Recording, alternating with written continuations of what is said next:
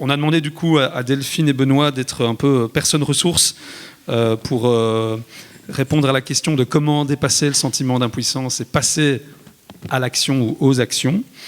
Et du coup, peut-être pour les présenter rapidement, donc Benoît, c'est pas la première fois qu'il collabore avec le réseau ID. Durant différentes rencontres de l'erreur, rencontres Benelux et autres, je pense que Benoît a été appelé à intervenir. Donc il est prof à la faculté de psychologie des sciences de l'éducation à l'UCL et membre du GIRCEF, qui est donc le groupe interdisciplinaire de recherche sur la socialisation, l'éducation et la formation. Attention, on vous demandera de répéter ce que c'est le GIRCEF juste à la fin de la conférence. Et Delphine qui est conseillère prospective, comme ça qu'on dit, à Etopia, qui est chargée de l'organisation d'une série d'événements et de publications aussi, mais pour Etopia, notamment les rencontres d'écologie politique, une partie des Verts Pop aussi avec ses collègues.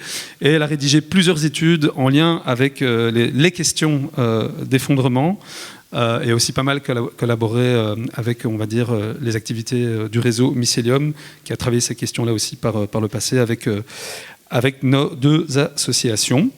Et donc pour le déroulement, pendant 40 minutes, Delphine va quelque part donner l'échange, entre guillemets, comme ça qu'on dit, à Benoît, en lui posant une série de questions, réflexions. Pendant ce temps-là, nous, on écumera vos petits papiers questions pour déjà faire remonter quelques questionnements ou questions à Benoît et Delphine pour qu'il et elle puissent réagir. Et puis on passera un moment d'échange avec la salle, qu'on travaillera en vous proposant de formuler des questions, des questionnements par deux ou trois, par grappe de voisins. Et puis ils auront une petite proposition pour terminer cette séance, qu'on terminera aux alentours de 13h. Ok, merci tout le monde d'être là et de prendre ce temps pour réfléchir avec nous à comment dépasser le sentiment d'impuissance. Avec Benoît, évidemment, on va explorer cette question, mais on avait aussi envie de voir si vous n'aviez pas des expériences, parce que probablement que vous en avez faites, qui auraient fonctionné par rapport à des ateliers que vous auriez déjà fait sur ces questions-là. Donc, à un moment donné, on vous donnera la parole à ce sujet. Alors, une petite incise par rapport à la question d'effondrement. Je pense que tout le monde n'est pas d'accord d'utiliser ce terme. Enfin, ce terme est par nature brutal. Il a été voulu comme tel. Mais on trouve qu'il ne représente pas forcément la situation telle qu'elle va se passer. En tout cas, moi, à Etopia, je ne passe pas mon temps à regarder les courbes et l'évolution des courbes, par exemple, du pic du pétrole, mais je peux déjà vous dire que par rapport à ce que le travail que Denis et Donella Meadows avaient fait et les fameuses modélisations qui prédisent un effondrement sur les courbes, par exemple, du pétrole, qui sont en fait ce qui impulse le choc civilisationnel, on n'y est pas vraiment. Enfin, c'est-à-dire que là où on prévoyait, je ne vais pas faire long, mais un pic de pétrole, donc qui est lié au coût du pétrole. Le coût diminue, et puis pouf, on arrive à un plateau. Enfin, on arrive justement pas à un plateau, en fait, on arrive à un sommet, et ensuite les coûts augmentent très fort, ce qui obligerait l'économie, évidemment, à se recomposer de manière différente. Et comme on le sait, notre économie est très dépendante du pétrole, et donc on n'aurait pas suffisamment de temps d'adaptation pour le faire. Enfin, donc ça, c'est un peu l'hypothèse du modèle, quoi. Par exemple, donc sur la question du pic de pétrole, ce qu'on constate, c'est qu'on est sur un plateau, ce qui n'a jamais été imaginé. C'est-à-dire qu'on imaginait vraiment qu'il allait avoir un sommet, quoi.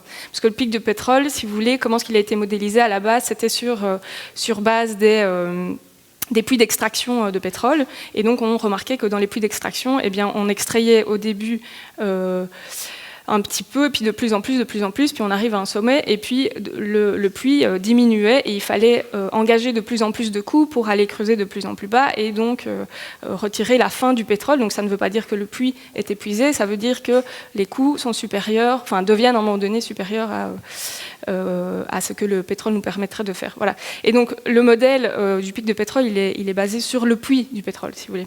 Et donc évidemment, on peut s'imaginer que cette planète est un grand puits de pétrole, et c'est assez vrai, mais voilà, on n'a pas que des puits, et maintenant on a par exemple, heureusement ou malheureusement, du pétrole non conventionnel, comme vous le savez peut-être, ce qui fait qu'on est sur un plateau, voilà, ce qui n'avait pas été modélisé. Tout ça pour vous dire que mon avis, c'est qu'on ne va pas avoir effondrement tel qu'il a pu être prévu par les collapsologues, enfin prévu ou discuté en tout cas, et des observations que l'on a au sein d'Etopia et avec quelques autres, on a plutôt tendance à croire qu'on va au-devant d'une crise climatique qui précédera en fait le pic de pétrole.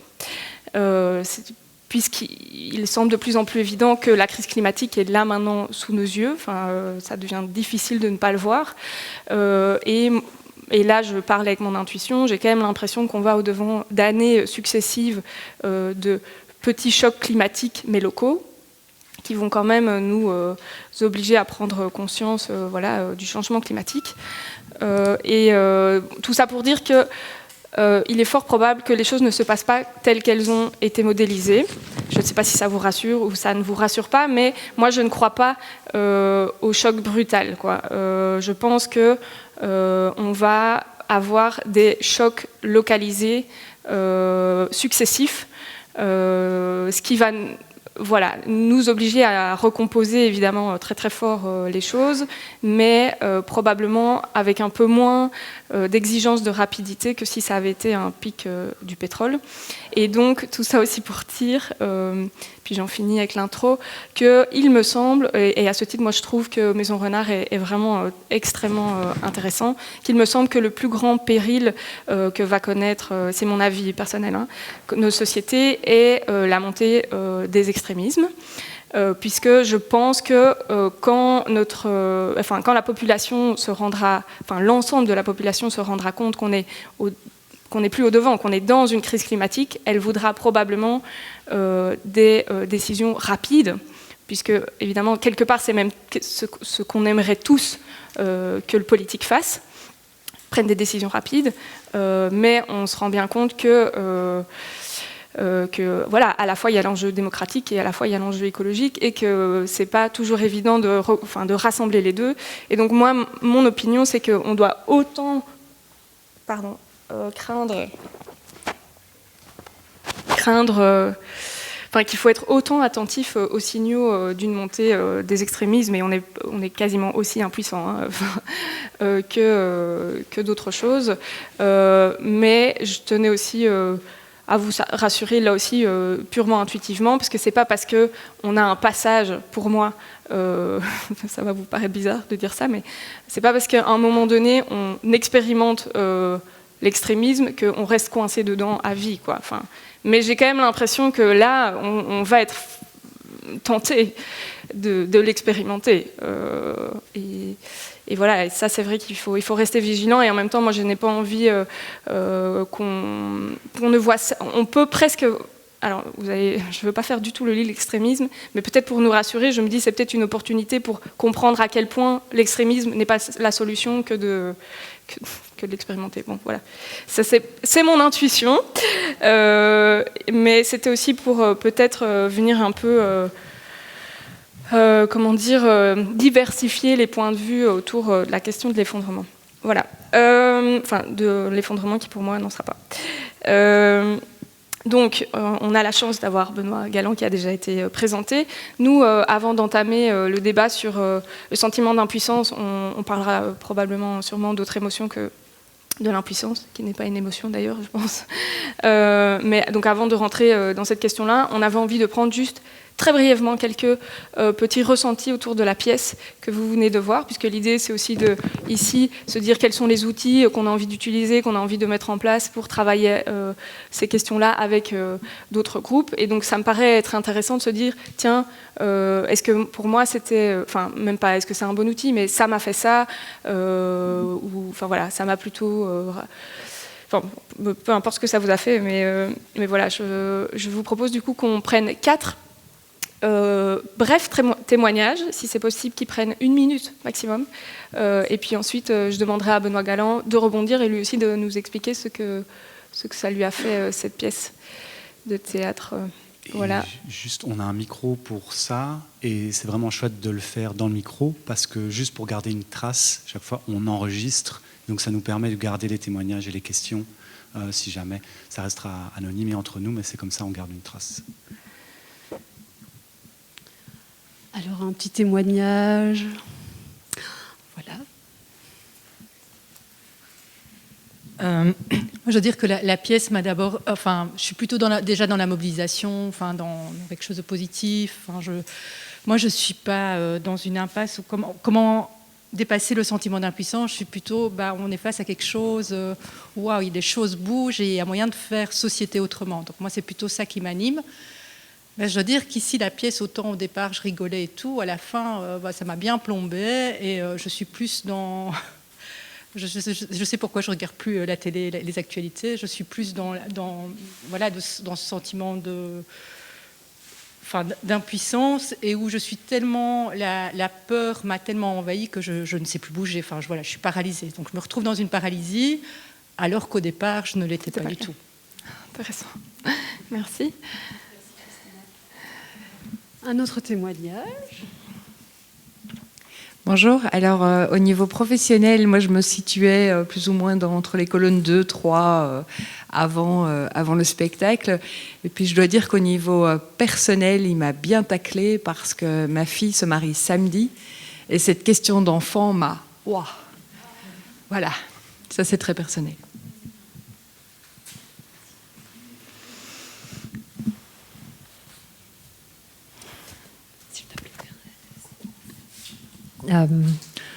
Une de mes émotions, c'était l'exaspération. L'exaspération qui montait parce que progressivement, ce spectacle nous montrait que non seulement la crise était environnementale, donc la catastrophe était d'ordre soit nucléaire, soit climatique, etc. Mais quand il nous montrait ces trucs-là, ces bad, où on voyait qu'en plus... Il instituait une inégalité dans la survie où on prolongeait, on empirait l'inégalité et où en plus on apprenait la violence aux enfants et que la seule réponse effectivement qu'ils avaient c'était de se protéger avec des fusils et puis on a vu l'image avec les survivalistes et bon, je me suis dit oui, c'est politiquement on se retrouve là. Donc, ce n'est pas là que je veux aller en parlant de la catastrophe climatique. Ce n'est pas ça. Et il faudrait faire gaffe à nos mouvements aussi. Donc, je suis exaspérée. Merci beaucoup, Thérèse. Un dernier témoignage. Voilà. Jacques Grenoir. Je vais revenir sur l'image de l'enfant avec cette mitraillette et aussi ce symbole « Faites l'amour par la guerre » puisqu'il y avait le petit badge qui était partout. Et je crois qu'on est vraiment en plein là-dedans maintenant puisqu'on a continuellement un discours qui nous incite à faire gaffe et parallèlement on a la croissance qui continue et on a l'impression qu'il n'y a aucun pont entre les deux. Et moi je rejoins complètement madame, je suis exaspéré et en colère contre ça. Merci. Merci pour tous vos témoignages. Alors, il y en a d'autres, il y en a sur les affiches aussi. J'ai jeté un coup d'œil là avant de commencer. Et c'était beaucoup de la tonalité que vous avez exprimée. Donc, il y avait beaucoup de colère, de détresse, d'angoisse, des gens qui étaient désemparés. Enfin, voilà, c'était quand même assez négatif. Ce que j'ai pu lire en tout cas sur les post-it. D'abord, je voulais remercier les organisateurs et puis Delphine de partager ce moment avec moi. Mais moi, je suis d'abord un spécialiste de l'éducation. Je ne suis pas du tout un spécialiste de l'environnement, même si comme citoyen, je m'intéresse aux questions environnementales depuis très longtemps. Donc moi, mon domaine, c'est plutôt les apprentissages, donc au niveau peut-être plus cognitif, les questions de motivation, les questions de socialisation aussi entre jeunes et moins jeunes, quand on est dans un groupe. Et donc voilà, ça c'est l'éclairage que je peux apporter aujourd'hui. Alors peut-être vous dire d'abord qu'évidemment avec ma casquette d'universitaire, je suis un peu mal à l'aise parce qu'en fait sur ces thèmes-là, c'est-à-dire qu'est-ce qu'il faut faire exactement, qu'est-ce que ce spectacle par exemple produit sur les gens, j'ai pas de réponse scientifique. On n'a pas assez de recherche.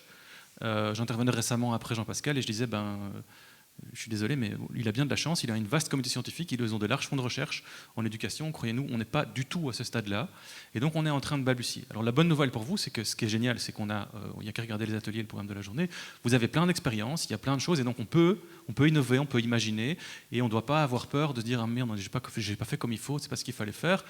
Voilà, on est en pleine quête, on est en pleine recherche, et donc ça nous laisse de l'espace pour l'innovation et des choses comme ça.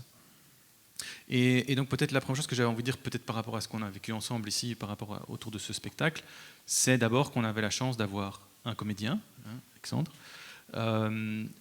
et qui nous a présenté évidemment une comédie, donc c'était quelque chose de très humain. Et je pense que ça, c'est très intéressant, cet ancrage dans... c'était une fiction, mais il nous a parlé de personnes, il nous a évoqué des émotions, il nous a évoqué voilà, des éléments un peu... avec cet aspect d'imaginaire, cet aspect ludique. C'est une petite touche d'humour de temps en temps. Et ça, je pense que c'est super important et qu'on ne doit jamais perdre ça. Et je dis ça, je suis bien placé, hein, je suis comme universitaire, tendance à intellectualiser un peu. Donc moi, je fréquente beaucoup les cercles un peu des intellos. Et il y a des fois où ça me gonfle, parce qu'en fait, les gens à qui on parle, souvent, ils ne sont pas là-dedans. Ils sont dans la vie quotidienne, ils sont dans le vécu. Ils sont dans les camarades de classe, comment ça se passe, mon prof, le groupe dans lequel on est, si c'est des adultes, comment est-ce qu'on peut bien s'entendre, est-ce qu'on va passer un bon moment. Et je pense que c'est très important qu'on ne perde pas ça. Parce que ça, c'est finalement la seule existence qu'on a. Okay. Je ne sais pas ce qui va se passer dans 20 ans, dans 30 ans. Je ne sais pas quelle vie auront mes enfants, quelle vie auront mes filles quand je ne serai plus là. Mais entre-temps, il faut que je vive avec elles. Et ça me paraît vraiment essentiel. Donc voilà, je pense que du coup, la culture, elle est fondamentale pour nous débloquer un peu dans notre imaginaire aussi, dans nos possibles. Une autre chose qui me paraît intéressante, c'est de sortir d'un raisonnement linéaire. De mon point de vue, j'entends trop souvent des gens qui disent « Pour s'occuper de formation, d'éducation, l'environnement, il faut faire ça, il faut d'abord conscientiser, il faut d'abord changer les attitudes, non, il faut d'abord changer les comportements, non, il faut d'abord un changement politique. » Vous croyez vraiment que c'est aussi simple que ça? Que nos vies sont régies par des règles aussi simples qu'il suffit d'appuyer sur tel bouton et que ça produit tel effet? Ben non, vous le savez, on le sait tous intuitivement, c'est pas comme ça que ça se passe. Et donc, alors, le challenge là, quand on veut faire vraiment de l'éducation au sens noble du terme, c'est qu'en fait, on a un problème de temps. Quand on est parent, qu'est-ce qu'on fait? Ben, on multiplie les choses avec nos enfants. On multiplie les expériences. Quand on est enseignant aussi, on se dit on sème. Et je ne sais pas si telle graine là que je sème maintenant, elle va germer pour tel enfant. J'en sais rien. Et le pari que je fais, c'est que tous les gens qui sèment dans leur vie, à un moment donné, ça va donner des adultes qui se tiennent debout et qui peuvent grandir. Okay. Là, le problème, c'est que quand j'entends Jean-Pascal, il me dit on a 10 ans. Et là, je suis un peu embêté, parce que j'ai un rapport à la temporalité qui me dit merde. Quand j'interviens sur le changement climatique, il faut que les gens ils se bougent. Ils auraient dû se bouger hier, donc il faut qu'ils se bougent maintenant. Et là, c'est quand même, ça nous met en tension, je pense, par rapport à une logique qui est celle de l'éducation. Parce que je ne peux pas tout faire en même temps, je ne peux pas faire de l'éducation, ce que les anglo-saxons appellent de l'éducation au caractère, ou ce qu'on appelle chez nous de l'éducation morale. Je dois les former en termes d'information, qu'ils comprennent ce qui se passe. En même temps, il faut gérer, comme je disais, les relations. Et donc, tout ça, c'est dans l'émission de l'enseignement. Et là, tout d'un coup, on me dit, ouais, mais il y a peut-être des choses qui doivent être prioritaires. Donc peut-être qu'une des questions à se poser, c'est quoi les priorités aujourd'hui? Et est-ce qu'il n'y a pas des choses qu'on doit laisser tomber? Parce que, en fait, peut-être que s'occuper de telle ou telle chose, c'est dommage pour aujourd'hui, mais on pourra toujours s'en occuper dans 10 ans. Tandis qu'une fois que la machine climatique elle est déréglée, c'est pour quelques siècles, minimum. Et donc là, il faut peut-être que... Voilà. Donc il y a cette question-là. Donc je disais, hein, juste pour revenir à cette idée de linéarité, donc sortir de ce schéma linéaire, alors ça va faire plaisir aux réseauidés, hein, avoir une vision peut-être un peu plus complexe, un peu plus en termes de cycle ou d'étoiles, ou je ne sais pas, mais qui a en fait différents leviers, il y a différents canaux qui vont toucher les gens. Et je pense que là, ça rejoint un thème que Delphine a déjà évoqué, c'est la diversité. Les jeunes qu'on a en face de nous, les adultes qu'on a en face de nous, ils n'en sont pas du tout tous au même point d'information, de conscientisation, mais aussi de situation socio-économique, de pouvoir réel dans la société. Parce qu'il faut arrêter de déconner, on parle à des enfants quand on va faire de l'éducation relative à l'environnement, c'est gentil, mais enfin, ce n'est pas eux qui ont les leviers principaux au niveau économique, politique, etc. Et donc moi j'ai beaucoup d'admiration pour les militants qui vont directement trouver les chefs d'entreprise et des choses comme ça, parce qu'évidemment, ces gens-là, ils vont peser beaucoup plus lourd dans la balance que les simples citoyens, entre guillemets. Donc voilà, avoir cette idée plutôt une vision systémique, quelque part, du changement, que ça peut arriver par différents biais. Et qu'il y a des gens, c'est une information qui va les toucher, d'autres c'est plutôt un aspect émotionnel, d'autres c'est un aspect expérientiel, d'autres c'est une discussion avec d'autres, certains ça va être de voir que telle et telle personne, ça va les inspirer parce que des gens font des choses géniales, elles ont changé leur vie, d'autres ça va être des petits gestes qui vont petit à petit les amener à se rendre compte que finalement les petits gestes c'est bien, mais qu'en fait ça nous met tout le temps en tension parce que la société elle n'est pas conçue pour ça, et donc ça nous confronte tout le temps en fait aux limites de ce qu'on peut faire au niveau individuel, et donc ça les amène à s'engager dans des actions collectives. Tout ça c'est valable. En fait, peu importe le chemin, nous ce qu'on veut c'est que les gens ils bougent. Donc ça me paraît peut-être aussi une réflexion. Donc peut-être qui est-ce qu'on touche avec quoi? Donc moi une question que je me posais en participant à cette pièce, c'était qui ça va toucher et comment? Comment ça va être entendu et ressenti par différents types de personnes, de publics. Et aussi, grosse question, hein, quand on est enseignant ou formateur, et quand on est bien informé. Parce que, je me disais qu'un des biais qu'on avait, nous, en regardant cette pièce, c'est qu'en fait, on est tous super informés sur ces questions-là. Enfin, j'imagine la plupart, quand j'ai vu d'où vous veniez. Donc, on a sédimenté aussi toutes des choses, etc., là-dessus. Je me disais, je vois mes filles, elles côtoient des ados, pas leur parler d'environnement, ils en ont rien à foutre, ils le disent clairement, ils se prennent ça dans la gueule. C'est aussi, qu'est-ce qu'ils vont faire de tout ça? Qu'est-ce qu'ils vont faire de tout ça? Est-ce que c'est pas trop? Est-ce que c'est la bonne échelle aussi? On parlait des problèmes mondiaux alors qu'ils sont là dans leur petite vie à eux. Et donc aussi, comme éducateur, si on veut, ou éducatrice, c'est quoi les informations qui sont vraiment utiles pour les gens que j'ai en face de moi, par rapport à l'objectif que j'ai à ce moment-là. Et ça, c'est une des bases en apprentissage, en éducation, je pense, c'est la question de la progressivité. C'est-à-dire, si quelqu'un est là, c'est-à-dire au niveau zéro de conscience environnementale et d'engagement environnemental, je ne vais pas du jour au lendemain me dire avec une animation, je vais l'amener là entre un militant engagé de la cause environnementale. C'est juste pas possible. En tout cas, c'est peu probable de tout ce qu'on sait des processus de changement et d'apprentissage. C'est aussi que dans nos vies, on ne sait pas tout changer à la fois. Je ne sais pas si vous avez essayé, mais déjà le zéro déchet, quand on commence à réfléchir et qu'on voit toutes les facettes de notre vie. Donc voilà, qu'est-ce qu'on fait avec ça? C'est-à-dire que ce que je disais, il y a différentes entrées, il y a différentes voies d'entrée, c'est aussi qu'il y a différentes voies d'entrée dans notre vie. En fait, un des problèmes de toutes ces questions environnementales, dans la société thermo-industrielle dans laquelle on vit, c'est qu'en fait, elles touchent radicalement à toutes les facettes de notre vie à peu près. Comment vous vous alimentez, comment vous vous déplacez, comment vous habitez, comment vous vous habillez, et ceci, comme disait l'autre, à l'insu de votre plein gré. C'est-à-dire que vous pouvez gentiment aller faire vos courses, et en fait, ça a un impact sur la planète. Parce que le t-shirt que vous achetez, vous ne le savez pas, mais en fait, il est fait en PET recyclé, donc en plastique recyclé, en partie.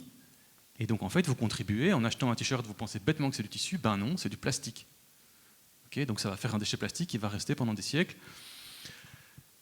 C'est tout le temps, en fait, quand vous réfléchissez à notre vie. On est un peu pris dans un système aussi.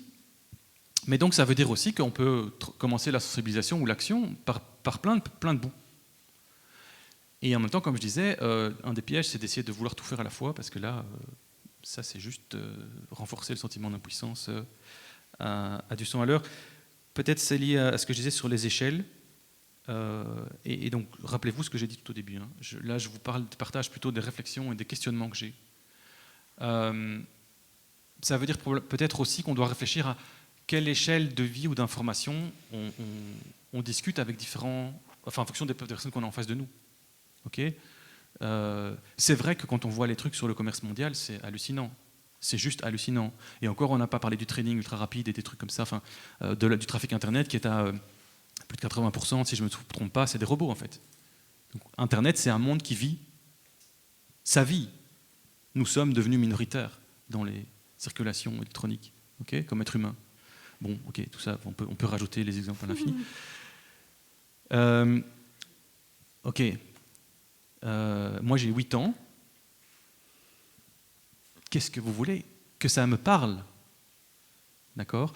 Et parfois je me pose la question aussi, franchement, les êtres humains occidentaux sur Terre, là, qui sont un tout petit peu connectés Qui n'a pas entendu parler des problèmes climatiques? Donc est-ce qu'il faut encore venir en balancer une couche?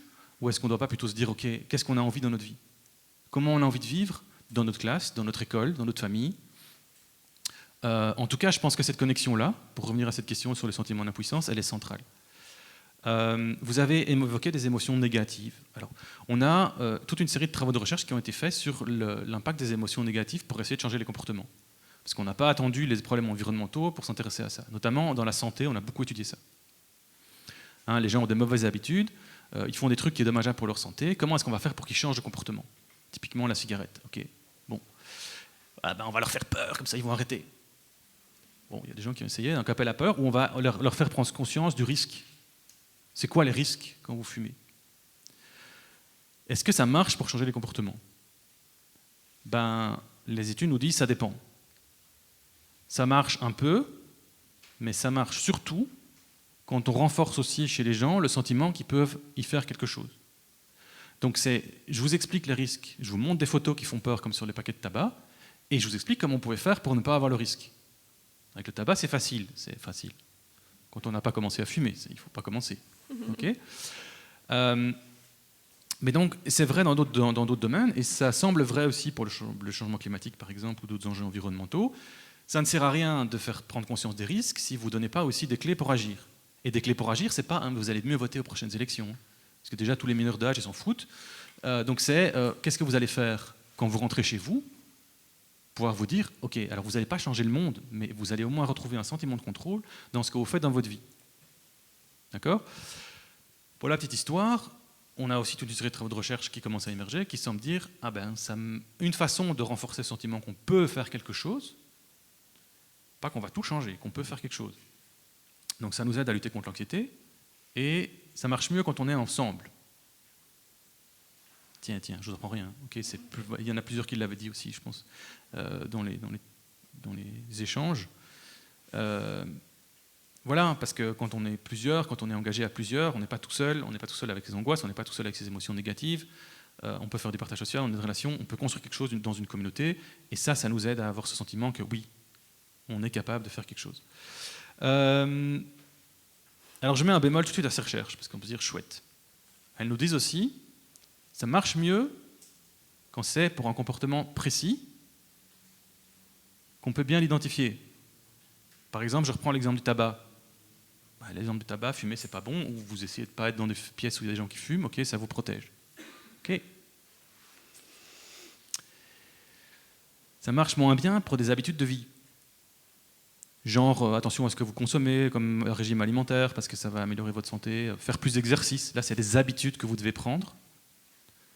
L'appel à la peur ou la perception du risque, ça marche moins bien. Pas de bol, vous prenez les problèmes environnementaux, typiquement, il n'y a pas de ce que les anglo-saxons appellent un quick fix. C'est-à-dire, il n'y a pas un truc que vous pouvez faire et dire, ok, si je fais ça, demain le réchauffement climatique s'arrête et je suis protégé. Donc ça veut dire que c'est des stratégies qui peuvent être intéressantes mais qui ne sont pas méga efficaces. Toutes seules en tout cas. Ça ne suffira pas à mobiliser des gens pour des changements. C'est plutôt utile quand vous voulez changer un comportement précis en espérant qu'après il y ait peut-être d'autres effets d'entraînement de ce comportement-là sur d'autres. Okay, donc de nouveau, ça revient, on ne peut pas agir sur tout en même temps, et donc si vous utilisez cette stratégie-là, il vaut mieux bien réfléchir à quels sont exactement les comportements que vous voulez changer, et comment vous allez donner aux gens ce sentiment que, en fait, ils ont quand même des leviers d'action, même modestes, dans leurs mains. Voilà pour quelques idées, mais je vais te laisser rebondir sur tout ce que je viens de dire ou compléter si tu veux. Oui, tu as déjà été vaste. Moi, j'avais quand même une question, parce que tu disais, mais finalement, il faut peut-être y aller mollo dans les informations autour de la catastrophe, et à la fois, et du coup, ne faut-il pas commencer par mettre des choses en place, des petites choses, mais ces choses qu'il faut mettre en place, est-ce qu'elles peuvent avoir du sens sans l'information de la catastrophe ? Enfin, tu vois ce que je veux dire ? Alors, d'abord, il faut distinguer, donc, c'est pas où. C'est et. Donc je pense qu'en tout cas, une des leçons qu'on peut tirer des études sur l'appel à la peur, la perception du risque, etc., c'est toujours et. C'est-à-dire ça ne sert à rien de balancer des trucs qui font flipper les gens, qui sont énormes, si en même temps on leur dit pas, en fait, ok, il va falloir se bouger, mais voilà, nous, ce qu'on peut commencer à faire. On n'est pas tout seul. D'ailleurs, les profs de l'école où on va faire un projet ensemble, etc. Regardez ce qu'on a déjà fait, ce à quoi on s'est engagé. C'est plus, en tout cas, les ados et les enfants, ils savent qu'il y a un problème. C'est comment,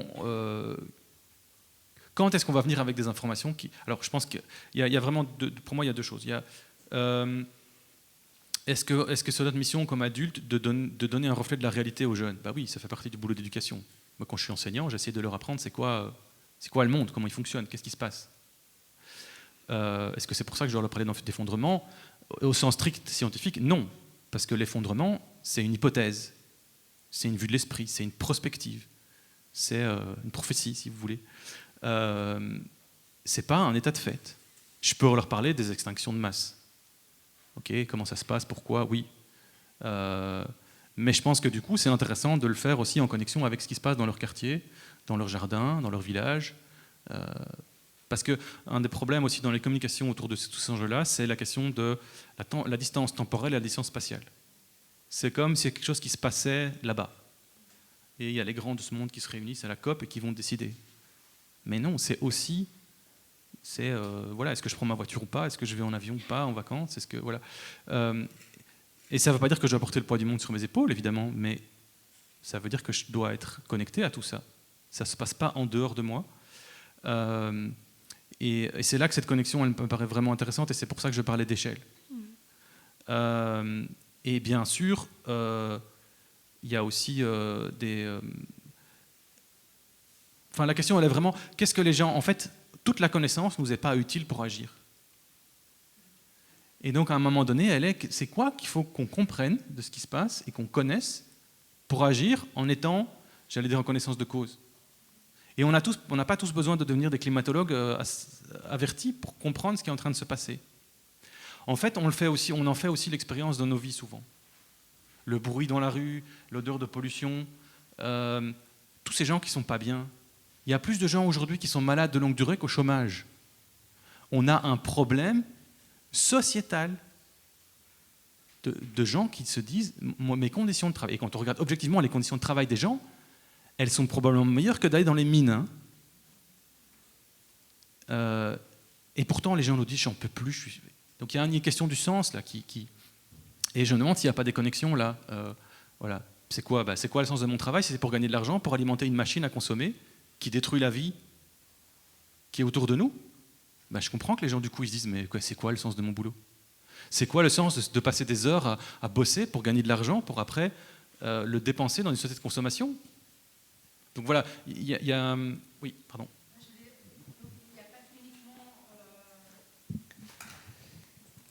Il n'y a pas uniquement le problème des conditions de travail, mais qui se détérioraient, dans le sens où il n'y a plus de contrat à durée déterminée, où on est sur des sièges éjectables, etc. Donc il y a quand même...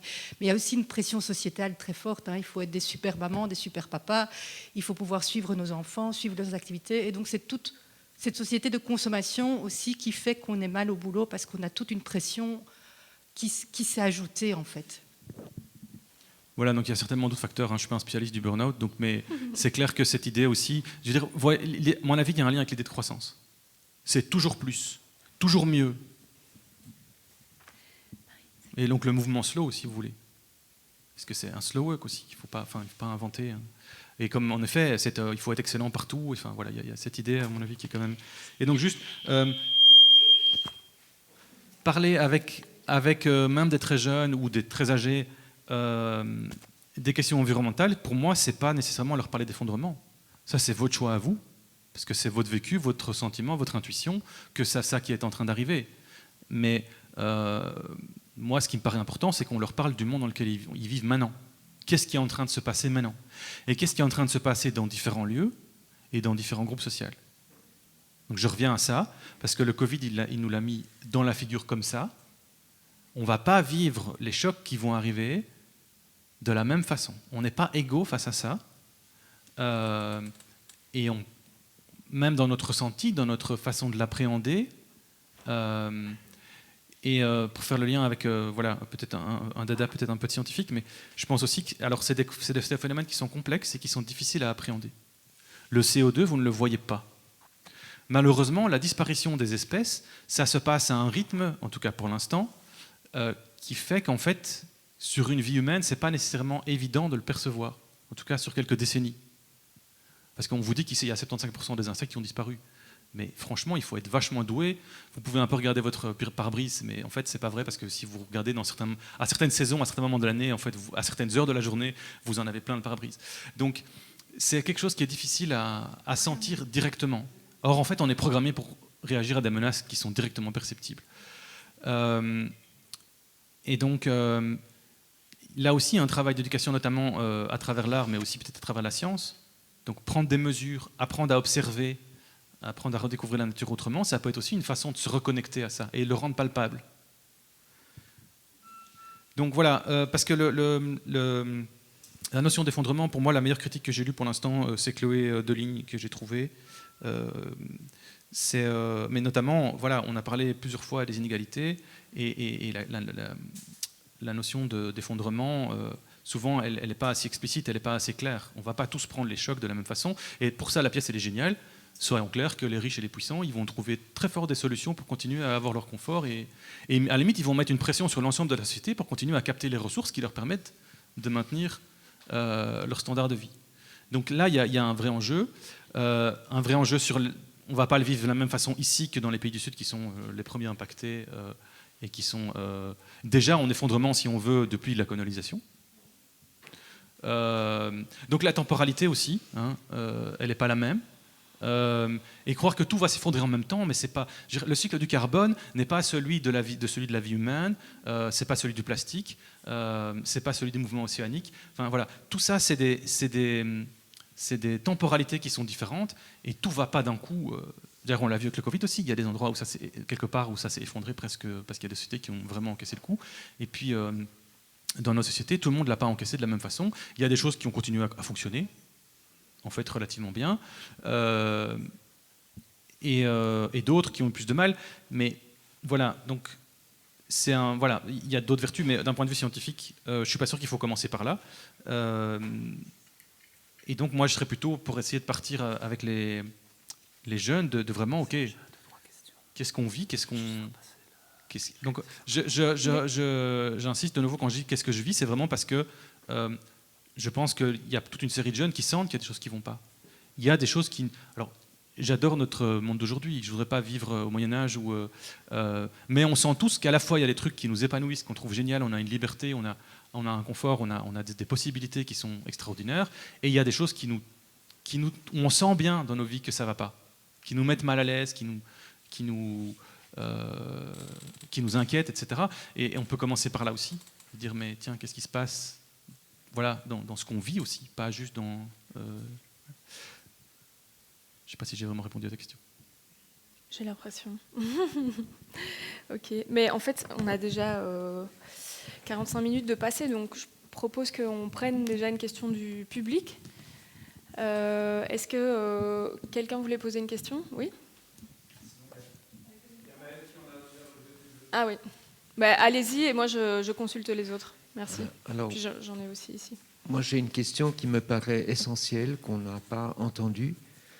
C'est celle de l'être humain, en fait. Comment se fait-il que, par notre comportement, la somme de tous nos comportements depuis des années, on arrive à une situation qui est catastrophique actuellement? Qu'est-ce qui se passe dans notre cerveau, quelque part? Comment ça se fait que... Comment on y arrive? Voilà. Merci pour votre question, parce que c'est quelque chose que je voulais évoquer par rapport à cette question d'éviter de mettre les gens à qui on parle dans un sentiment d'impuissance. Je pense que une des pistes, peut-être que c'est de comprendre qu'en fait c'est construit sur des choix sociaux, politiques, économiques.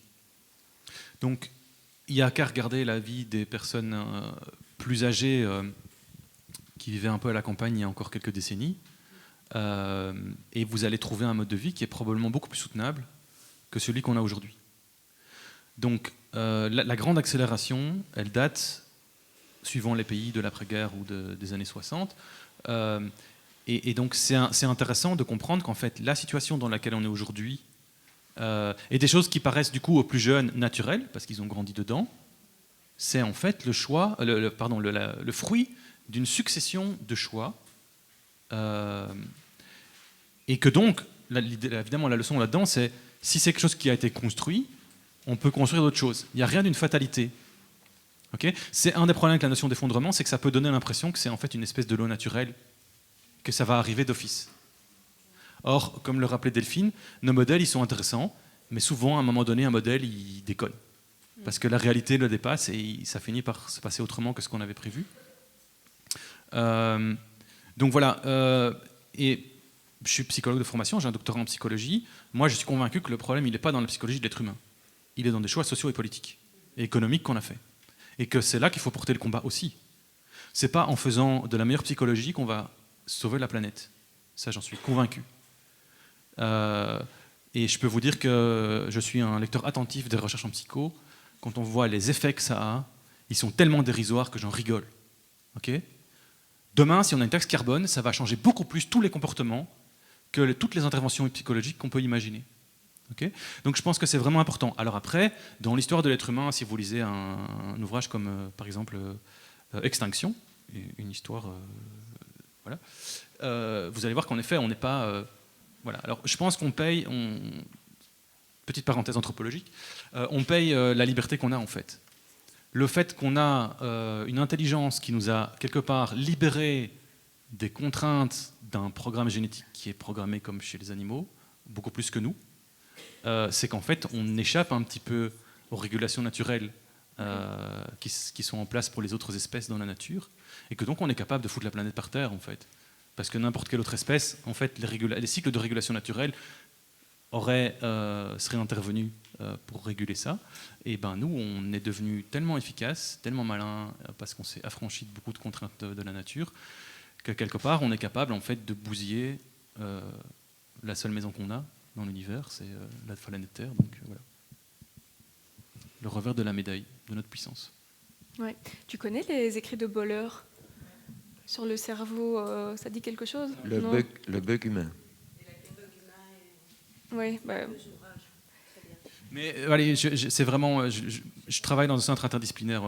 Sébastien faisait la blague du GIRCEF et qu'est-ce que ça veut dire, mais c'est un centre interdisciplinaire. Donc j'ai la chance de travailler en interdisciplinarité depuis des années. Et je vous dis, je suis psychologue de formation, je côtoie beaucoup de psychologues. J'adore la psycho, je trouve que c'est un outil génial et en éducation, ça m'aide tous les jours. Mais ne laissez pas un sociologue dire comment il faut réguler la société. C'est pas fait pour ça. Ok ? C'est un truc pour étudier l'individu, la psychologie. Et donc, il faut aussi accepter à un moment donné que non, on ne peut pas tout expliquer. En fait, le risque, c'est en fait de naturaliser des choix arbitraires qui sont des choix sociologiques, sociétaux, économiques, qui sont façonnés donc par des gens qui veulent aller vers certaines directions, qui sont parfois le résultat de nos choix collectifs aussi.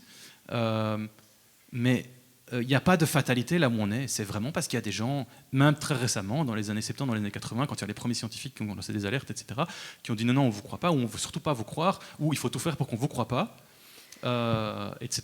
Et donc on n'a pas eu de chance parce que, je dirais historiquement, enfin c'est pas vrai, en fait, si vous lisez justement les historiens des idées, je pense que dès l'émergence de l'industrialisation, vous avez tout un courant socialiste utopique qui a vraiment attiré l'attention sur le fait que l'industrialisation, ça détruisait pas juste les humains, mais tout le lien avec la nature et tout l'environnement. Mais c'est pas celui-là qui a dominé dans le socialisme. Et puis, quand on a vraiment eu des évidences scientifiques qui disaient ça commence vraiment à déconner, le rapport Meadows, etc., on était en plein quoi au niveau idéologique politique? C'était Thatcher Reagan. Ça, c'est pas de bol. Parce que ça serait arrivé 20 ans plus tôt, à mon avis, on aurait répondu autrement comme société, tout simplement. Donc voilà, c'est des choix économiques, sociaux, et c'est cela aussi qu'il faut interroger. Oui. Je donne juste un tout petit peu mon avis par rapport à ça et pour rebondir aussi sur ce que tu as dit, parce qu'à la fois, je pense que c'est des choix économiques et sociaux, comme tu dis, et on le voit d'ailleurs. Moi, j'avais lu un livre génial qui s'appelle Perdre la Terre, je ne sais pas si certains l'ont lu, et qui explique en fait comment on est venu alerter justement les gouvernements aux États-Unis avec la question du CO2 et comment en fait le doute scientifique s'immisçant un tout petit peu, ils ont saisi ce doute en fait en même temps en voulant profiter au lobby pour remettre à plus tard cette question-là. Et donc on voit que c'est une imbrication à la fois de science qui elle-même veut se prononcer mais ne veut pas trop se prononcer, et puis évidemment d'enjeux économiques. Et à la fois, comme tu le disais, il y a quand même une vraie problématique. Et moi, ça m'aide à nous déculpabiliser et ne pas, en tout cas personnellement, avoir trop de colère. Il y a vraiment, c'est extrêmement compliqué de prendre conscience et connaissance des crises écologiques, puisque ce sont, on appelle ça des catastrophes supraliminaires. Enfin, donc c'est des catastrophes qui en général ont lieu dans des générations qui nous dépassent. Et en effet, on n'est quand même pas fait pour s'intéresser. Enfin, je veux dire, l'être humain, comme tu dis, en général, il réagit par rapport à son environnement proche, et il n'est pas dans de la projection. Enfin, c'est quand même très récent qu'on se projette si loin, enfin qu'on soit capable de se projeter si loin. Et donc, je trouve que aussi il faut un peu remettre peut-être les choses à leur place, c'est-à-dire on reste des animaux en fait qui, ça c'est mon opinion, mais qui malheureusement auront peur. Et j'ai vu que c'était une question. Voilà, quand il y aura on l'a vu, quand il y aura réellement, physiquement en fait. Des effets du réchauffement climatique. Et il y a des études, je pense que c'est toi qui m'en avais parlé, sur le sujet. Donc si on parle, admettons, du réchauffement climatique dans une pièce qui est plus chaude, à des gens qu'on a mis dans une pièce plus chaude, ils sont plus à même de croire à l'existence du réchauffement climatique. Enfin, on est des êtres physiques, quoi, en fait. Et donc il faut, je pense aussi... reprendre un peu conscience de notre corporéité. Et j'ai l'impression que notre civilisation nous a aussi... bien aidé à nous projeter dans le mental, quoi. Et je pense que c'est quand même... il faut reprendre conscience qu'on est malheureusement des êtres physiques et limités par notre sensibilité, quoi. Voilà. Il y a énormément de questions. Je ne sais pas si on pourra toutes les traiter. Pour ça, je trouve que l'art... je vous parlais d'expérience, mais voilà, là, on a quelque chose de... Ça redonne une corporéité, en fait, de ce dont on parle aussi. Et il y a plein de façons de le faire. Il y a tout ce qui est aller dehors, aller dans la nature, mais aussi faire venir peut-être avoir des animaux, un petit jardin. Tout ça, c'est des façons de vivre des choses pour nous reconnecter, quoi. Ressortir dehors à plusieurs moments pour ressentir les saisons. C'est des choses... et je pense d'autant plus avec des jeunes en ville, c'est important de retrouver ce côté corporel dont tu parlais, et aussi ce côté social, qu'on n'est pas tout seul face à ça. On est tous là-dedans, même si on peut l'expérimenter de différentes façons. Oui, c'est ça. Et c'est vrai que, donc il y a une question ici, mais on a commencé à y répondre. On est programmé pour réagir à des menaces perceptives, mais il y en a: inondations, sécheresse, pandémie. Pourtant, on reste souvent dans nos croyances. Mais je pense que là, depuis les quelques années de sécheresse qu'il y a eu, on voit quand même que dans la mentalité, il y a des changements. Enfin, donc, pour moi, les menaces perceptives, maintenant que les menaces commencent à être perceptibles, on sent que quand même l'opinion publique change aussi un peu de braquet. C'est mon avis. Oui, donc alors c'est un long chapitre. C'est qu'est-ce qui fait que... De toute façon, tantôt on parlait des émotions. Ok. On a tous pris des bonnes résolutions à ce moment parce qu'on avait des émotions qu'on avait ressenties comme étant fortes. On sait tous combien de temps ça a duré. D'accord ? En général, pas très longtemps, et ça n'a pas été très efficace pour changer nos comportements. Par contre, on sait qu'il y a des choses qui peuvent vraiment nous influencer. Alors, j'en cite deux. La pub. Okay. Il y a les petits malins qui se sont amusés à compter en moyenne à combien de messages environnementaux on était exposé par jour. On est 4-5, quelque chose comme ça, ils avaient trouvé. Et combien d'incitations à consommer ou de pubs on avait au niveau commercial. Et là, on dépasse plusieurs centaines par jour. Il y a pas à un moment donné, notre attention, si on est sensible à des menaces proches, c'est parce qu'aussi notre attention elle est limitée. On ne peut pas tout le temps être attentif à tout ce qui se passe autour de nous, avoir 20 000 préoccupations. Et donc, on passe dans notre journée d'une préoccupation à l'autre. Et donc, c'est clair que là, si vous avez un bombardement continu qui vous dit... En plus, là, ils utilisent ce que je disais tantôt, ils utilisent le quick fix. C'est-à-dire que pourquoi la pub, ça marche ? C'est parce qu'on vous fait ressentir une émotion avec un stimulus attractif, que ce soit une personne, un produit, et une musique, machin, une situation. Et c'est facile, on vous dit, si vous voulez vivre ça, achetez ça.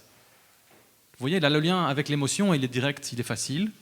De nouveau, ici, on a quelque chose de plus complexe, et donc l'émotion, ça ne va pas suffire. Mais donc, lutter contre la pub, en tout cas contre la pub qui est nuisible à l'environnement, c'est une façon de faire. 2, nos habitudes comptent. Donc, il vaut beaucoup mieux réfléchir avec des gens qu'est-ce qu'ils vont changer dans leurs habitudes, petites habitudes quotidiennes, que de dire « Ah, mais non, voilà, je prends une grande résolution et je ne ferai plus jamais ça. » Okay. Où est-ce que tu vas faire tes courses demain? Ton épargne, tu la mets chez qui? Voilà, donc ça c'est... et donc, si on sait qu'on n'est pas très bon à garder nos résolutions, on peut commencer à réfléchir à d'autres techniques.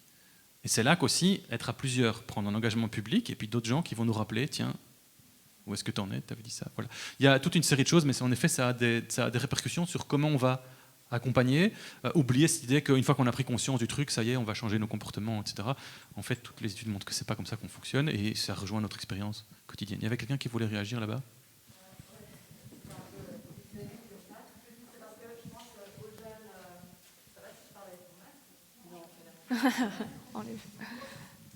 Le masque, ça va, mais il faut le micro. Oui. Non, c'est parce que je pense aux jeunes que je suis amenée à rencontrer quand on fait des animations. Et on parlait de parler des habitudes quotidiennes et des changements individuels. Mais en fait, j'ai l'impression que je pourrais diviser en 2 catégories les jeunes que je rencontre. Ceux qui ne sont pas du tout touchés, mais, et qui ne se sentent pas concernés et qui vont considérer que tout ce qui est le climat, l'environnement et tout, c'est des problèmes de riches, j'ai envie de dire de blancs. Et du coup, eux, ça m'intéressait ce qui avait été dit par rapport aux différentes portes d'entrée. Un truc qui les touche, ces jeunes-là en particulier, c'est le racisme. Ils savent qu'ils le subissent, que c'est quelque chose de quotidien. Et du coup, ça me paraît intéressant d'essayer de faire des liens justement entre le racisme et des trucs comme voilà, où sont envoyés tous les déchets dans des pays dits du Sud, d'anciennes colonies, de faire le lien entre ces trucs-là. Mais il y a l'autre catégorie de jeunes que je rencontre, eux, ils culpabilisent, mais à fond, et le sentiment que je devrais dire qui émerge, mais chaque fois, c'est la culpabilité. Et le premier truc qu'ils vont dire quand on va parler du climat, c'est désolé, j'ai oublié ma gourde. Et ils sont complètement axés sur ce qu'ils mangent et sur leurs vêtements, en disant ouais, j'ai pas assez d'argent pour m'acheter des trucs équitables, mais j'essaye. Et ils s'autoflagellent comme ça. Et du coup, j'ai l'impression que c'est tellement prégnant dans les programmes scolaires, dans les médias, dans la manière dont on s'adresse aux jeunes, que justement, au lieu de taper sur le clou, j'essaye à chaque fois de les déculpabiliser en rappelant ce qui a été dit aussi, que c'est le résultat de choix moraux, politiques, économiques, et que leur comportement, c'est chouette s'ils arrivent à être cohérents, mais qu'ils ne doivent pas porter ce poids-là. Du coup, je sens une contradiction entre on va entrer par là parce que c'est plus facile et contrôlable, et en même temps, ils sont déjà tellement matraqués que je ne sais pas trop quoi faire par rapport à ça. Donc merci, ça me permet de rebondir sur un truc d'abord, avant de répondre directement à la question. Les peu de recherches qu'on a nous disent aussi, si vous voulez espérer changer le comportement ou même faire une prise de conscience ou changer les attitudes chez les gens, si vous avez 1 ou 2 animations, l'effet est probablement proche de 0. Okay, donc ça prend du temps, pourquoi? Parce que c'est en plus, voilà. Donc si vous devez animer, si vous devez faire une intervention par exemple dans une école, évidemment que c'est super d'essayer de faire vivre des trucs aux jeunes et qu'ils vivent des moments forts et qu'ils puissent partager des choses, mais votre cible aussi, ça doit être les enseignants et les parents. Sinon, en tout cas, si vous voulez changer les comportements, de nouveau, je reviens tantôt, quelles sont vos priorités, quels sont vos objectifs, mais voilà, et c'est vrai pour l'environnement, c'est vrai pour plein d'autres trucs. Je dirais attention à ne pas être la bonne conscience des autres adultes. L'école a une capacité extraordinaire à externaliser ces problèmes. Donc à dire, on a un problème environnement, on va faire venir des gens pour faire des animations sur l'environnement. On a un problème sur le cyberharcèlement, on va faire venir des gens, on va faire des animations sur le cyberharcèlement. Donc voilà. Et en même temps, l'école ne peut pas s'occuper de tout. Parce que les profs, ils ne peuvent pas être bons dans tout, ils ne peuvent pas gérer tout. Et donc voilà, comment on travaille ces partenariats, comment est-ce qu'on travaille ensemble, avec les familles aussi. Alors les voies d'entrée, oui. C'est tout le challenge en fait par lequel j'ai commencé, quoi. Et en effet, alors il y a vraiment un gros paradoxe. On voit que c'est parfois plus difficile d'avoir une activité vraiment axée sur les enjeux environnementaux avec des publics plus précarisés. Et en même temps, c'est les premiers à subir toutes les conséquences. Et donc je pense que là, comme voie, on a un truc vraiment intéressant, c'est comment se reconnecter à ce qu'ils vivent pour qu'ils se rendent compte qu'en fait, le bruit, c'est eux qui sont les premières victimes, les pollutions atmosphériques, c'est eux qui sont les premières victimes, etc. etc. Donc en fait, l'exposition aux risques environnementaux, c'est les plus précarisés qui sont les plus exposés.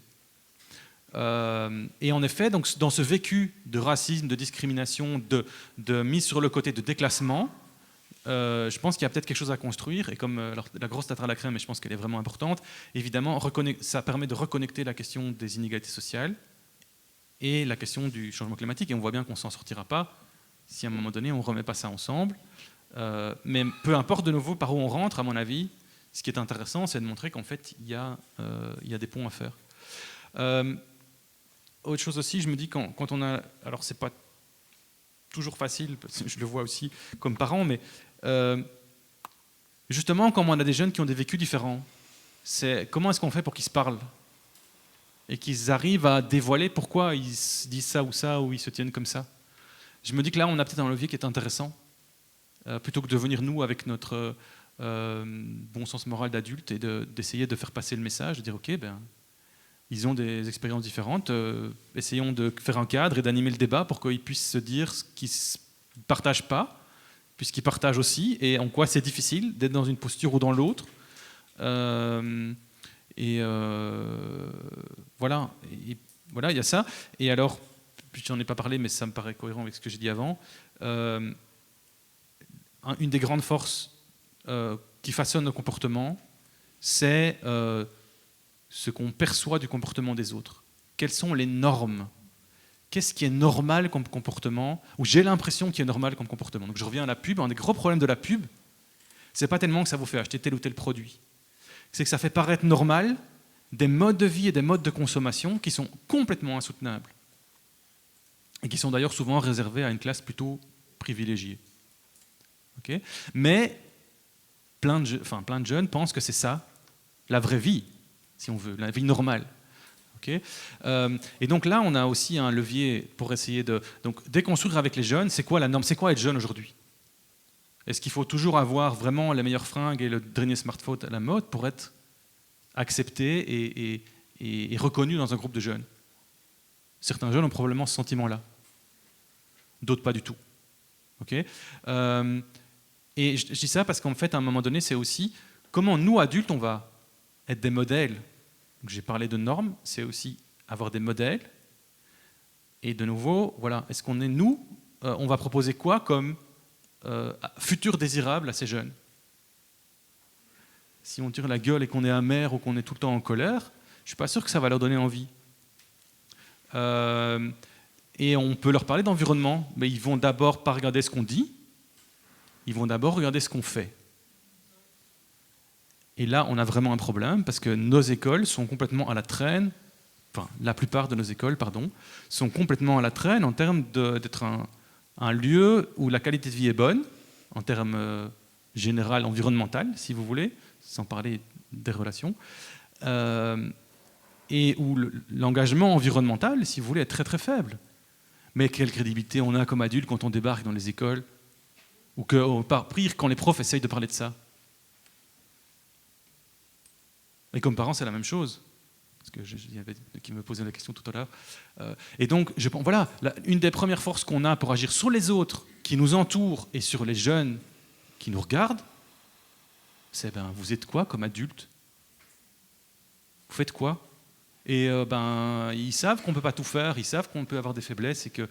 Mais est-ce qu'on essaye ? Est-ce qu'on fait des choses ? Est-ce qu'on essaie d'être un peu cohérent ? Alors on ne sera jamais tout à fait cohérent. Ça me faisait marrer quand à un moment donné, là, quand les jeunes étaient dans la rue, on leur reprochait de ne pas être cohérent. Qui est cohérent ? Il y a quelques super-héros, mais à part ça... mais ça, je pense que c'est... Voilà, et je vous dis, c'est vraiment un levier qui nous influence tous, mais en fait, on n'y pense pas. Mais on est évidemment sensible à ce que les autres font. Et donc là, il y a un vrai travail à faire. Juste parce que tu as parlé plusieurs fois des attitudes, comportements, croyances. Je pense que ça vaut peut-être la peine de réexpliquer.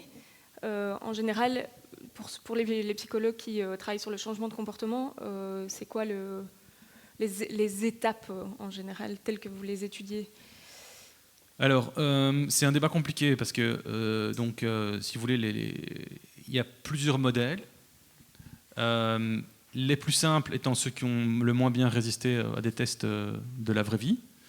Ce qui est intéressant, c'est que de nouveau, il y a plusieurs voies.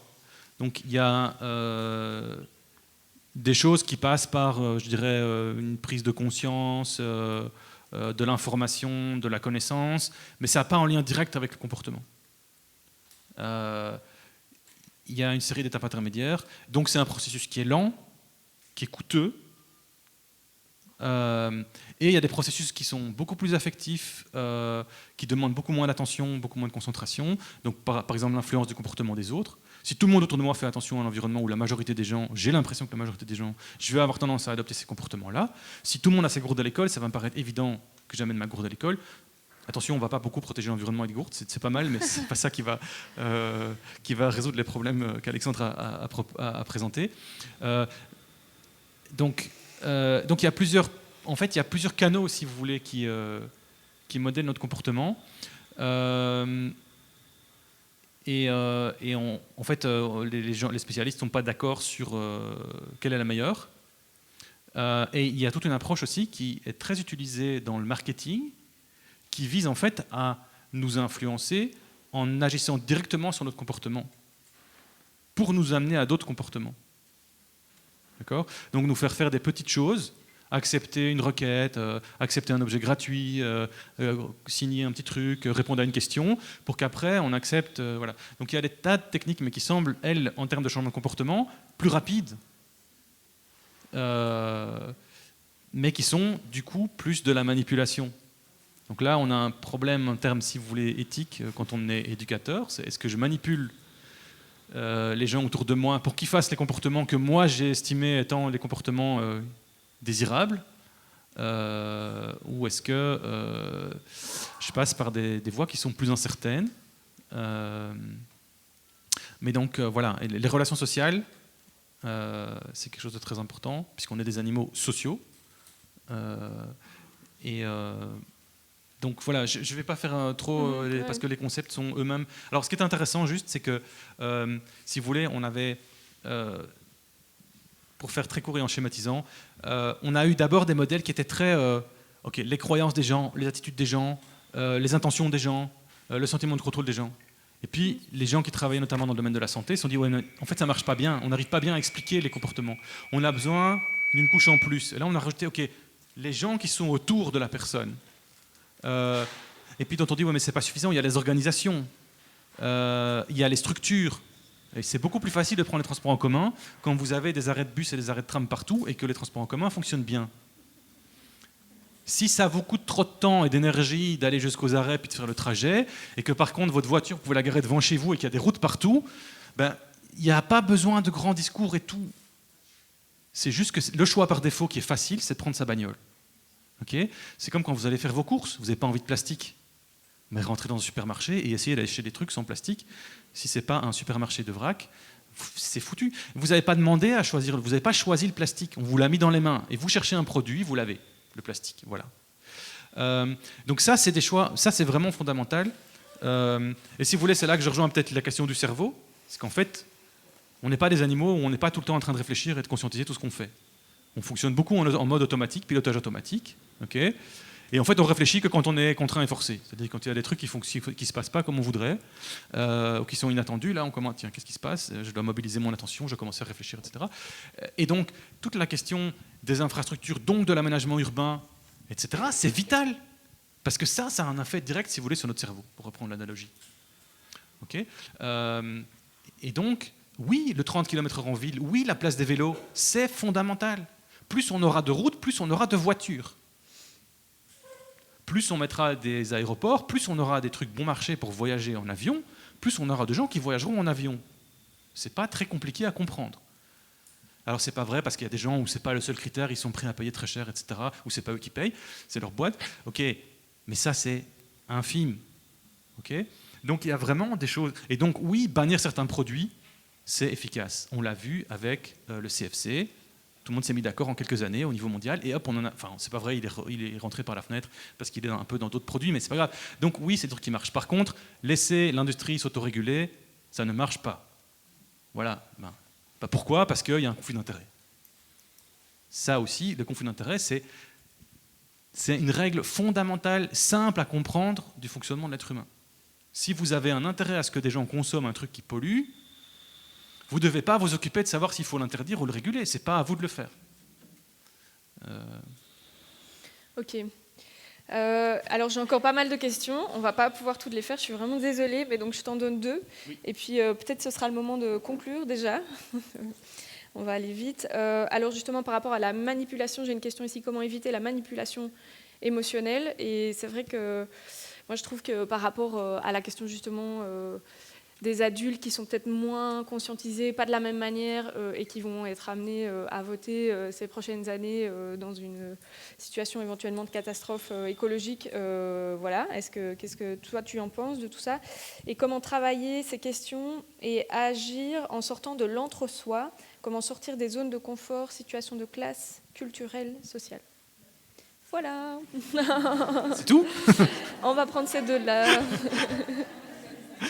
Non, juste sur le premier, donc un truc, ça revient à la question de l'effondrement. Chacun peut avoir ses convictions, et voilà, mais en tout cas éthiquement, moi je pense qu'en éducation, ce qui est important, c'est de ne pas vouloir imposer aux jeunes notre posture, nos convictions. Et c'est dur, parce que les questions qu'on discute aujourd'hui, elles sont énormes, elles sont urgentes, elles sont prenantes, et on n'a qu'une envie, c'est de dire tu sais, il faut qu'on fasse des trucs, t'as vu ce qui se passe, quoi. C'est pas possible, on peut pas continuer comme ça. Et en même temps, comment je fais pour respecter que le jeune, il a sa vie, ou la jeune, ou même l'adulte, peu importe son âge, ou l'adulte homme ou femme, hein, c'est pas. Donc voilà, qu'est-ce qu'on met en place pour ne pas envahir les autres avec nos émotions, nos postures, nos croyances. Et ça, je pense qu'un travail notamment comme aujourd'hui, pour pouvoir échanger, prendre du recul, etc., c'est vraiment utile. C'est important. Si on veut rester honnête. Après, il y a la question de la militance, mais là, c'est autre chose. On n'est plus dans un travail éducatif, ou pas directement, c'est comme on veut, mais je pense que là, il y a une distinction à faire. Mais en tout cas, quand on est avec des mineurs, je pense qu'il y a quand même cet enjeu-là, de dire est-ce qu'on ne va pas déverser en fait, nos émotions, nos préoccupations sur eux, avec les meilleures intentions du monde, mais voilà. La deuxième, tu peux juste me la rappeler parce qu'elle était assez comment longue. sortir des zones de confort, de l'entre-soi Bon, ça c'est la question à 1000 points, j'ai pas la réponse. C'est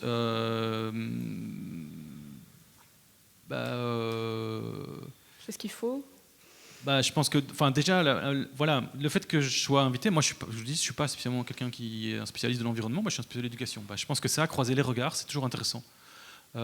Mais c'est vrai que créer des espaces, des lieux où on peut inviter un industriel, discuter avec lui, qui est dans le pétrole ou dans un truc hyper carboné, juste pour entendre, pour avoir des points de vue qui sont différents.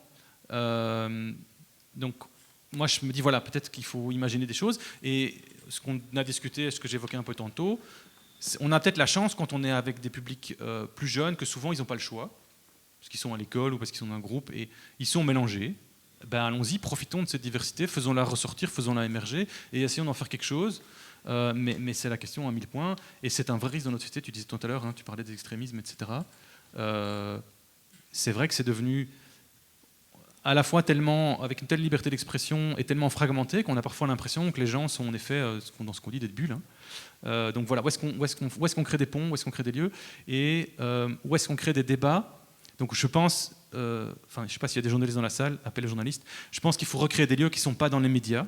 Je pense qu'on a un gros problème avec nos médias, qui ne sont pas des lieux de débat, qui sont des lieux de controverse. Et où on fait mousser le truc, quoi, pour faire du buzz, alors ça marche, c'est ça que les gens regardent sur les médias sociaux, toutes les études le montrent, mais donc voilà, des espaces où on peut se refrotter avec des gens qui pensent pas comme nous, qui viennent pas nécessairement des mêmes origines et qui vont peut-être nous dire des choses qui plaisent pas, mais d'accepter en fait qu'on n'est pas d'accord. Et ça, je pense que c'est comment s'écouter, écouter nos désaccords en fait. Il y a comme un débat, c'est comme s'il fallait qu'on gagne. Je pense que l'important, c'est pas de faire un débat, c'est d'abord de s'écouter. Sur quoi on est d'accord, sur quoi on n'est pas d'accord, et de pouvoir exprimer nos désaccords.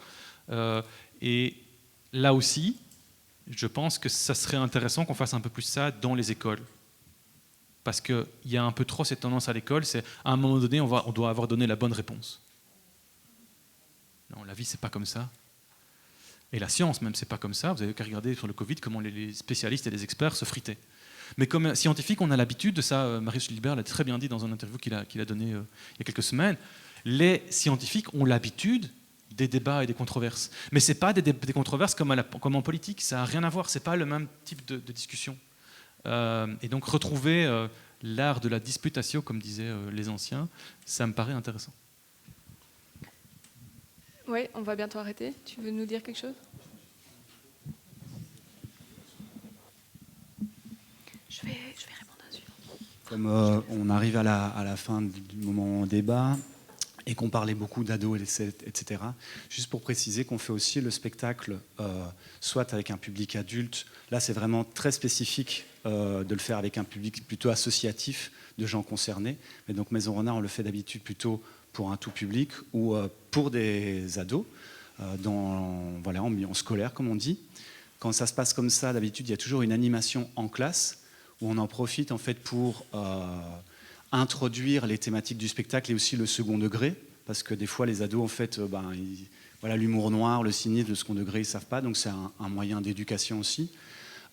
Et quand après que les ados aient vu le spectacle, on a toujours un travail sur justement ce que ça leur a fait et comment essayer de construire autre chose en leur disant que c'est effectivement pas du tout leur faute et là, en termes de culpabilité ou quoi, justement voilà, eux ne sont pas du tout les responsables de cette situation. Et alors on essaye de comprendre le contexte et le milieu politique dont vous parlez. Et après ce qu'on fait aussi avec les adultes, c'est de parler plus de la question de la mort et de la souffrance, parce que si Bertrand Renard nous manipule, c'est en nous faisant peur sur le fait qu'on va mourir ou qu'on va souffrir, et que ça c'est des valeurs dont on ne parle plus dans nos mondes, et d'essayer de comprendre politiquement effectivement quelles sont nos responsabilités en tant qu'adultes sur le monde dans lequel on vit. Et ça c'est un truc dont on parle aussi avec les ados, que c'est pas leur faute, que c'est le monde qui est construit par les parents, par les adultes. Et la question de la responsabilité, qu'elles soient individuelles ou collectives, c'est la question centrale de tous les débats qui se passent après Maison Renard. Donc voilà, juste comme ça, vous savez. Super, j'en profite pour rebondir sur une question qui a été posée, qui est très très vaste, c'est quelle alliance et moi j'avais quand même envie de dire que, justement tu disais, on peut nous manipuler autour de la question de la souffrance, par exemple. Pour moi, ça me paraît être un enjeu extrêmement important, et heureusement il est entamé, que de se rendre compte qu'il y a déjà des gens qui souffrent, par ailleurs, depuis très longtemps, et que s'il y a bien une alliance à faire, c'est celle-là. Heureusement, on a eu des manifestations des Gilets jaunes et des Gilets verts, plus ou moins en même temps. Je pense que le mouvement écologique est quand même en train d'entamer un questionnement, justement, autour de entre guillemets, ces privilèges, du fait, par exemple, de s'être dit « attention, la civilisation va s'effondrer », mais en fait, de qui parle-t-on ? Il s'agit en effet de certains au nord plutôt qu'au sud, et même au nord de certains au nord. Et donc il faut bien se rendre compte qu'en effet, cette position, c'est une position de privilégié, qu'il y a déjà des gens qui vivent des inégalités et des situations de dégradation très fortes depuis toujours, et que pour moi, c'est une évidence que en fait, c'est un appel à faire une alliance avec les gens qui souffrent déjà, et de s'intéresser avant tout à... Voilà, tu disais aussi, qu'est-ce qui est déjà là ? Pour moi, c'est ça en fait. Ok, il y a déjà des problématiques sur lesquelles on peut travailler. Commençons à travailler là-dessus, puisqu'en plus, on sait que vous le savez sûrement, les plus pauvres seront les plus impactés, sont déjà les plus impactés. On le voit avec les inondations. Par exemple, à Verviers, c'est autour de la Vesdre, c'est très flagrant que les quartiers les plus pauvres étaient. Et donc, ce sont eux qui ont été les plus touchés. Alors, je ne vous parle pas en plus de ceux qui n'ont pas pu contracter une assurance pour leur maison, etc. Enfin, donc c'est clair que les plus pauvres sont les plus impactés et vont être bien plus dévastés que éventuellement nous, et que donc cette alliance, il faut la faire avec eux pour tout le monde, mais aussi voilà, pour égaliser un petit peu les impacts écologiques qu'il va y avoir prochainement et qu'il y a déjà. Voilà. Tu veux rajouter quelque chose ? Donc ça fait le lien avec ce que je voulais dire. Donc peut-être que pour sortir de l'entre-soi, c'est notamment inviter des gens qui sont plus dans les luttes sociales, à des discussions sur l'environnement et inversement. Oui, je voulais juste dire deux choses. Donc la première, c'est en lien avec ce qu'Alexandre vient de dire sur la mort. Voilà, j'avais pensé tout à l'heure, parce que malheureusement, les événements récents nous rappellent que c'est là. Et donc j'y avais pensé pendant ton spectacle. Voilà, je pense que ça, c'est quelque chose en effet qui peut nous reconnecter aussi, parce que quelque part aussi, c'est notre condition d'humain à tous, la question de la souffrance et de la mort. Et juste vous dire, moi aussi, donc, comme je disais, je parlais de modèles, etc. Je pense peut-être qu'une des pistes avec les adultes comme avec les jeunes, c'est quand on fait des spectacles comme ça, quand on fait des discussions là-dessus, c'est aussi d'inviter des gens, pas la star internationale qui est passée à la télé, mais la personne qui est dans la rue, ici, dans la sauce du coin, ou qui s'occupe des potagers de quartier. Je pense qu'il faut qu'on reconnecte ces enjeux-là avec des gens inspirants autour de nous. Et moi, ce qui me donne beaucoup d'espoir, c'est ça. Vous pouvez prendre n'importe quel point de votre vie. Il y a des gens de n'importe quel âge et presque n'importe quelle condition qui sont en train d'inventer des nouveaux métiers, qui réinventent des façons de faire, des nouvelles façons de faire. Et les exemples sont là, quoi. Alors ces gens, c'est émergent, c'est parfois tout petit, on se dit mais c'est là, et je pense que ça, en tout cas quand on est avec des publics jeunes, c'est vraiment une façon aussi de leur redonner de l'espoir pour le futur, en disant ok, mais ces personnes-là, elles me donnent envie de faire quelque chose, et peut-être aussi de créer quelque chose de nouveau, qui est pas, voilà, on sait qu'il y a des choses à inventer en termes de métier, en termes de création, d'associations, de structures, voilà. Et c'est en train de se passer. Et donc voilà, invitons-les, faisons-les rencontrer, les jeunes. Ça me paraît vraiment important. Et je termine par, voilà, je vous ai livré mes réflexions. Vraiment, discussion à poursuivre. Et prenez ce que vous voulez de ce que j'ai dit, laissez tomber ce qui vous paraît débile. J'en assume l'interresponsabilité. Je vous l'ai dit dès le début, c'est vraiment, voilà... des réflexions que je vous livre et une discussion que je serais très content de poursuivre avec vous et de confronter à vos expériences à vous. Ouais, c'est ça, j'en profite pour dire qu'il reste en effet plein de questions. Moi, je vais les donner au réseau ID Rencontre des continents, et j'imagine qu'ils creuseront les questions peut-être qui n'ont pas pu être répondues, ou alors Benoît en parlera à la pause de midi. Voilà, merci d'être resté jusque si tard. Je ne sais même pas, il est 13h passé, et je pense qu'il y a un repas qui vous attend. Oui, merci en tout cas, bravo. Merci Delphine. Merci Benoît.